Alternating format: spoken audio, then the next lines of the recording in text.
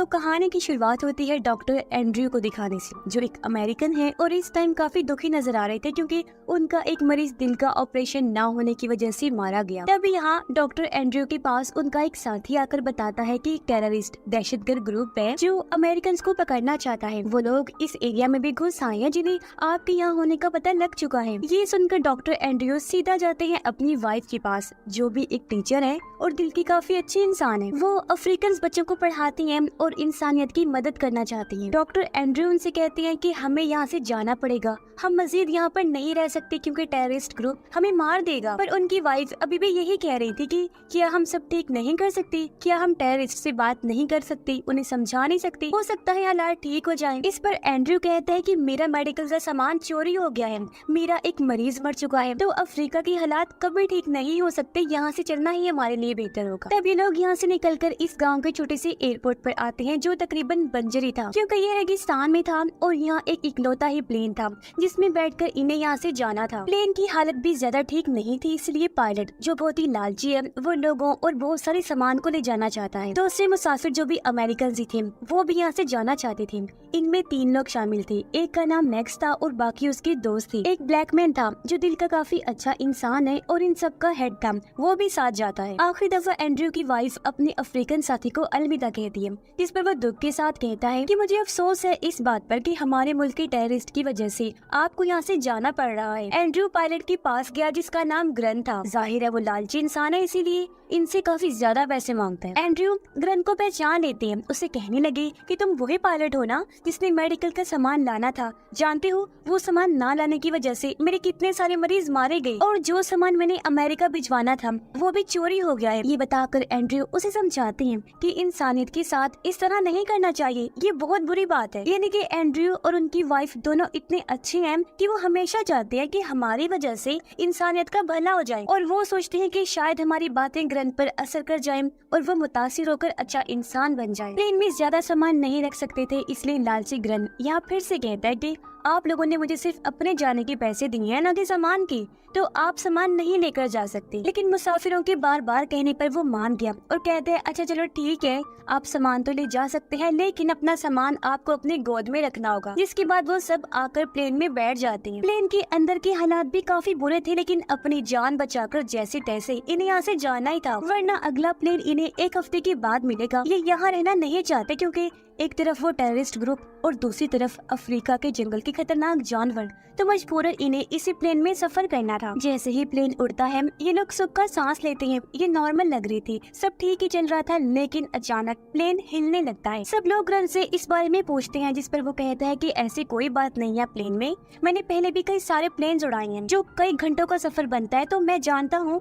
Plane में कोई गड़बड़ नहीं है, आप सब लोग शांत रहें। लेकिन गुस्से में डॉक्टर एंड्रयू सामने आई, कहती है कि मैं इतना तो जानता हूँ कि तुम लालची हो और तुमने प्लेन में बहुत सारा सामान रखा है जिस वजह से प्लेन वाइब्रेट हो रहा है, अगर ऐसे ही चलता रहा तो जल्दी प्लेन तबाह हो जाएगा। ग्रन कहता है भाई ऐसी कोई बात नहीं है, आप चुपचाप अपनी सीट बेल्ट लगाकर बैठ जाए, मुझे मेरा काम करने दे, तुम्हें इन चीजों का नहीं पता। लेकिन फिर कुछ ही देर में प्लेन बहुत जोरों से हिलने लगता है और उसमें आग लग जाती है और वो तेजी से जमीन की तरफ बढ़ने लगता है। अगले कुछ ही सेकंड्स में प्लेन जमीन पर गिर जाता है। प्लेन की तबाह होने से कुछ मुसाफिर मारे जाते हैं जबकि बचने वाले लोग भी जख्मी हो गए थे। एंड्रयू हिम्मत करके उठा, आसपास जलती हुई चीजों को देखने लगता है। मैक्स भी बच जाता है और एक दूसरा लड़का भी, लेकिन मैक्स की दोस्त इस क्रैश में जिंदा नहीं बच पाई, वो मर जाती है, जबकि एंड्रयू, ग्रन और हेड भी बच जाते हैं। एंड्रयू अपनी वाइफ के पास आया जिसकी हालत तो बहुत खराब है क्योंकि वो बुरी तरह सामान के नीचे फंसी हुई है, काफी जख्मी भी है क्योंकि उसकी टांग टूट चुकी है। एंड्रयू अपनी वाइफ को वहाँ से बाहर निकालने की कोशिश करता है, लेकिन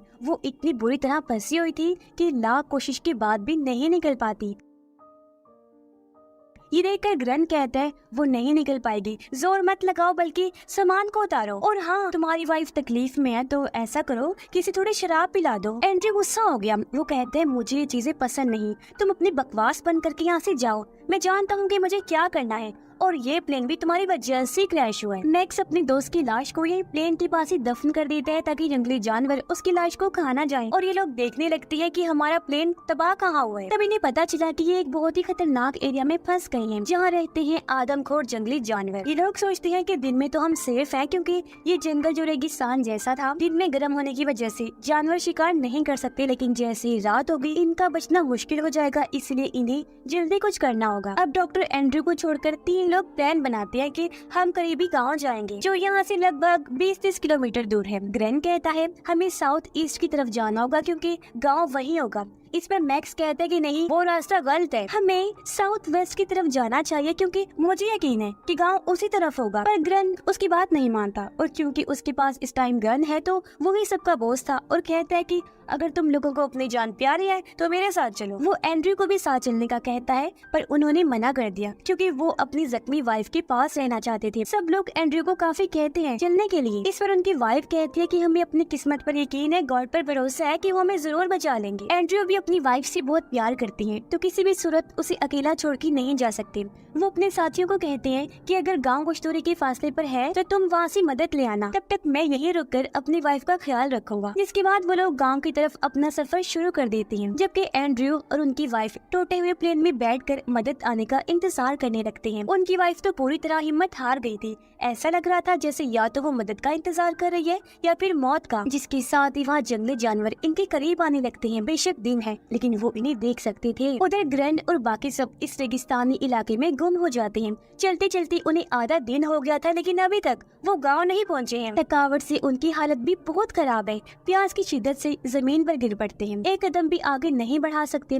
तब ग्रैंड उन्हें पानी पिलाते हैं और ये लोग अपनी आखिरी पहाड़ी की तरफ बढ़ने लगते हैं। पर ये क्या, इन्होंने देखा कि इतना सफर काट कर हम यहाँ आए हैं लेकिन आगे भी बस रेगिस्तान नुमा जंगल है, वापसी का रास्ता भी इन्हें मालूम नहीं, यानी वो बुरी तरह यहाँ पर फंस गए थे। ये देखकर मैक्स ग्रैंड से गन छीन लेते हैं और उसे कहता है कि देखो हम तुम्हारी वजह से यहाँ फंस गए हैं, जल्दी मर जाएंगे। सबको गन दिखाकर कहता है कि अब सबको उसी रास्ते पर चलना होगा जिस पर मैं जाऊंगा। लेकिन बाकी लोग तो ग्रैंड के साथ ही रहना चाहते थे।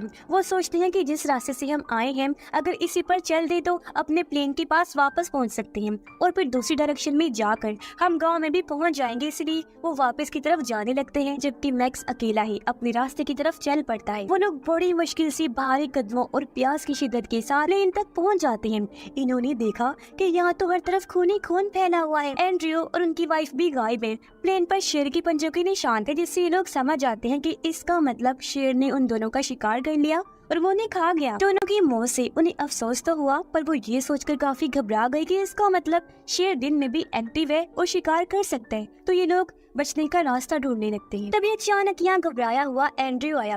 वो ग्रैंड को गले से पकड़ लेता है क्योंकि सबको लग रहा था कि इन सारे हालात की वजह ग्रैंड है। एंड्रयू का मानना था कि ना तो ज्यादा सामान लोड करता तो ना ही प्लेन तबाह होता। एंड्रयू ग्रैंड को मार ही देता कि एक लड़का गन चलाता है जिससे एंड्रयू दूर जाके गिरे और ग्रैंड बच जाते हैं। अब इन लोगों को पता चलता है कि ग्रैंड जो हैवी सामान लेकर जा रहा था वो एक जानवर की सींग थी जो काफी महंगे होते हैं और ग्रैंड इनकी स्मगलिंग करते हैं। फिर डॉक्टर एंड्रयू अपनी वाइफ की लाश के टुकड़ों की कब्र बनाते हैं और उसके पास बैठकर रोने लगता है। एंड्रयू के पास उनका हेड आया जिसे रोकर एंड्रयू कहते हैं कि मुझे अफसोस है इस बात का कि मैं अपनी वाइफ को नहीं बचा पाया, मुझे और कोशिश करनी चाहिए थी, शायद वो बच जाती।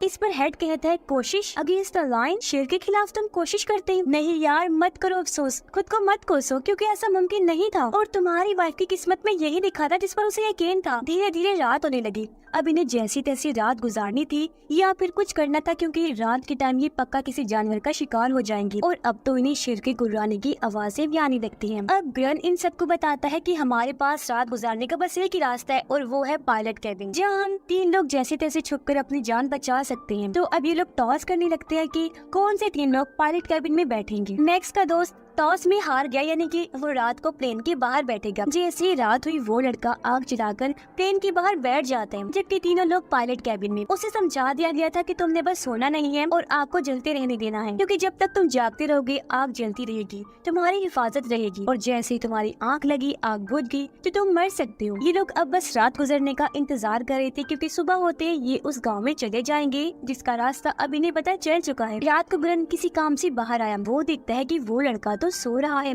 और आग भी बुझ रही है। ग्रेन उसे जगाकर कहता है, लड़की होश करो, जागो और आग जला के रखो अगर जिंदा रहना चाहते हो। जिसके बाद ग्रेन वापस कैबिन में आकर बैठ जाता है, लेकिन मैक्स का दोस्त वो लड़का जिसे बहुत नींद आ रही थी वो सो जाता है और आग भी बुझ जाती है। जहाँ अब अंधेरे में हम किसी की आंखों को चमकता हुआ देखते हैं, जो और कोई नहीं बल्कि शेरी थी, जो अब प्लेन के बाहर आ चुके थे और उनकी जोरदार आवाजें अंदर बैठी वो तीनों भी सुन रही थी। अब एंड्रयू जो रहम दिल है उसे लड़के के लिए बुरा लग रहा था। वो चाहता है कि ये लोग बाहर जाकर उसकी जान बचाएं, लेकिन बाहर शेर काफी ज्यादा थे तो ये लोग कुछ भी नहीं कर सकते थे। लेकिन फिर एंड्रयू कैबिन का दरवाजा खोल ही देता है, जिससे एक शेर अंदर घुसने की कोशिश करते हैं। हालांकि ये मिलकर जोर लगाकर उसे रोकने में लग जाते हैं, लेकिन शेर इतना ताकतवर था कि वो कैबिन को तोड़ने लगता है। अब एक सांप जो कप का अंदर घुसकर बैठा हुआ था वो हेड को काट लेते हैं, मगर ये जैसे तैसे कैबिन का दरवाजा बंद कर ही देते हैं। एंड्रयू हेड की टांग पर रस्सी बांधता है और कट लगाकर बहुत सारा खून निकाल देते हैं। इससे सांप का जहर भी निकल गया और उसकी जान भी बच गई, लेकिन उसकी हालत बहुत खराब हो गई थी। सुबह जब ये कैबिन से बाहर आए तो देखते हैं कि इनका वो साथी बाहर नहीं है, यानी वो भी शेरों का शिकार हो गया था। ये लोग फिर उस गाँव में जाने का फैसला करते हैं क्योंकि दिन का टाइम है तो अभी इन्हें कोई खतरा नहीं होगा। लेकिन एंड्रयू जो इतना कुछ देख चुका है वो हिम्मत हार जाता है और पूरी तरह टूटकर पेड़ के साथ बैठ जाता है और लोगों से कहता है कि मैं तुम लोगों के साथ नहीं जाऊंगा, मैं हिम्मत हार चुका हूँ, यही मेरी किस्मत है। मैं अपनी वाइफ के पास जाना चाहता हूँ तो मैं यहीं रुककर अपनी मौत का इंतजार करूंगा। मैंने आज लोगों को शेर का खाना बनते हुए देखा है और ये चीज मजीद बर्दाश्त नहीं कर सकूंगा। जबकि बाकी लोग गाँव की तरफ निकल पड़ते हैं। ये लोग कुछ दूर गए ही थे कि सामने से एक गाड़ी को आता हुआ दिखते हैं। उसे देखकर ये लोग काफी खुश हो गए। एंड्रयू भी उठ खड़ा हुआ, ये सोचते हैं कि अब हम भी और एंड्रयू भी बचा लिया जाएगा, तो गाड़ी को अपनी तरफ बुलाने के लिए वो चिल्लाने लगते हैं। मगर ये क्या, हम देखते हैं कि वो गाड़ी सीधा आकर एंड्रयू के पास रुकी। इसमें और कोई नहीं बल्कि वो टेररिस्ट ग्रुप था जो अमेरिकन को ढूंढ रही थी और वो अब एंड्रयू को मारने लगते हैं और एंड्रयू से पूछते हैं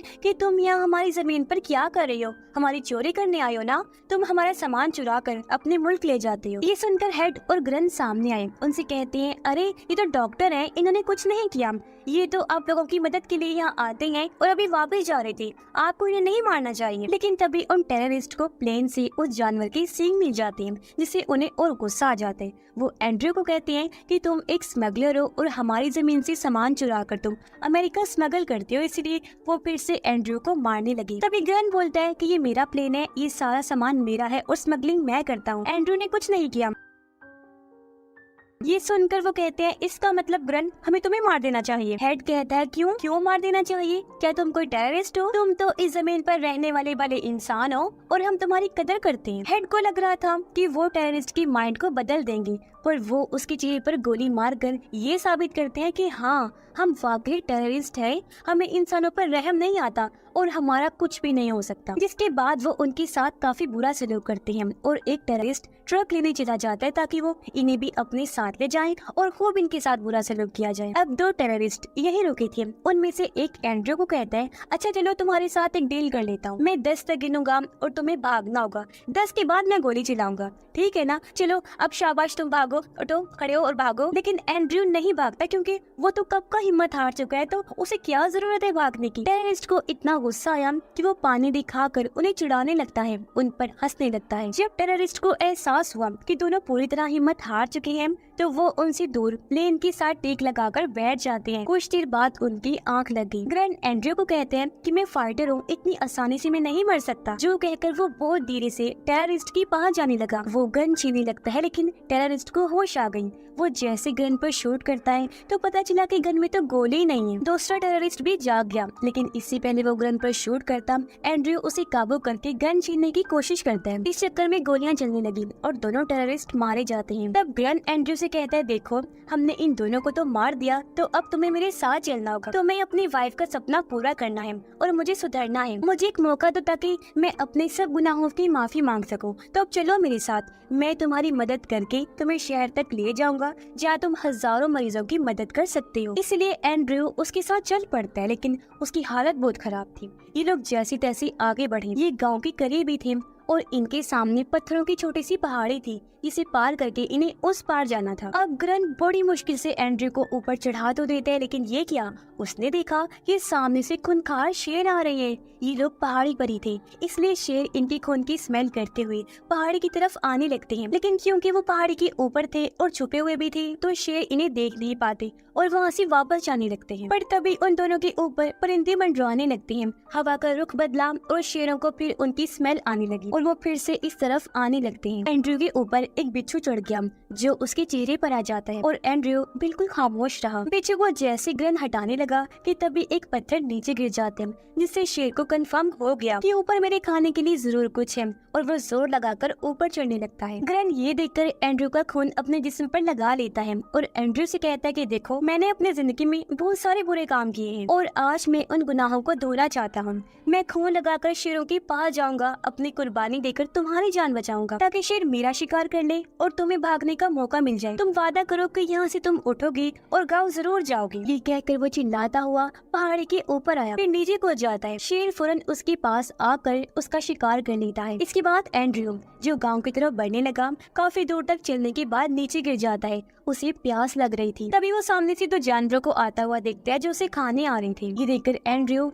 आसमान की तरफ देखकर कहता है, क्या मेरी किस्मत में बस यही लिखा था कि ऐसे फजूल मुर्दाखोर जानवर के हाथों में मरूं? अगर मेरी मौत ही लिखनी थी तो कम से कम शेर के हाथों होती। ये कहकर एंड्रयू दोबारा से फुल हिम्मत के साथ खड़ा होता है। वो जानवर भागकर एंड्रयू की तरफ आने लगे, लेकिन अचानक बादल गरजने की आवाज से वो जानवर वहाँ से भाग जाते हैं। तभी बारिश होने लगी। एंड्रयू वही जमीन पर लेटकर बारिश का पानी पीने लगा और अपनी इतनी देर की प्यास बुझाता है, जिसके बाद वो बेहोश हो जाता है। अब जब एंड्रयू की आंखें खुली तो उसके सामने उसका वही साथी था जिसने एंड्रयू को आकर टेररिस्ट का बताया था। वो सहारा देकर एंड्रयू को उठाता है और उसकी जान बचाकर यहाँ से ले जाता है। यानी कि एंड्रयू अब सेफ था और उसकी किस्मत में जिंदा रहना लिखा था, क्योंकि उसने आखिरी टाइम में हिम्मत से काम लिया था और वो अब गाँव भी पहुँच जाएगा। जिसके साथ ये कहानी भी इधर ही खत्म हो जाती है।